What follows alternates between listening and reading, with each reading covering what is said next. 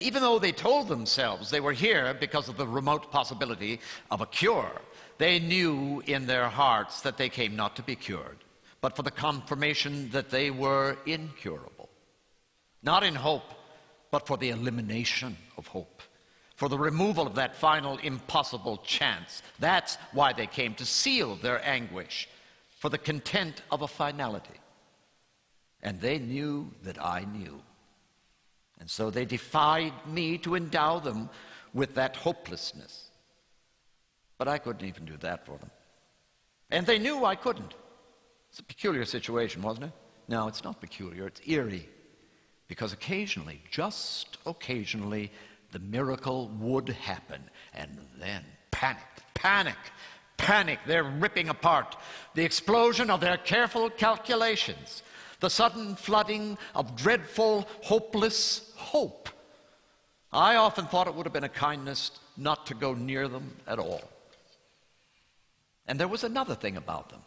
When Teddy was introducing me, I would look at them, and sometimes I got a strange sense that they weren't there on their own behalf at all, but delegates, legati, chosen because of their audacity.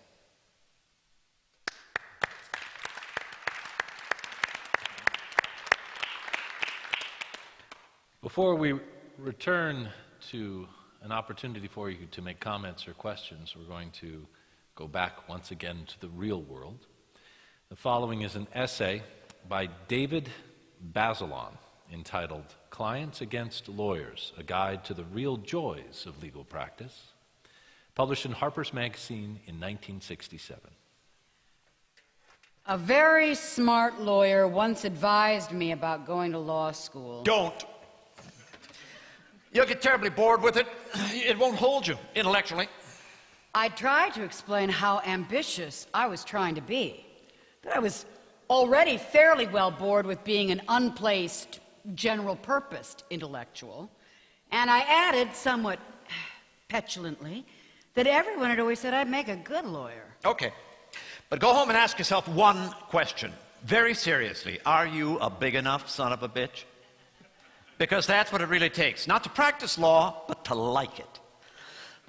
The lawyer is a kind of witch doctor, a shaman for the American businessman. The client comes to you feeling guilty about what he's done or what he's getting ready to do, and one of the things he's paying you for is to carry his guilt for him. He's going to leave that in your office with the rest of his problem, the technical part of it.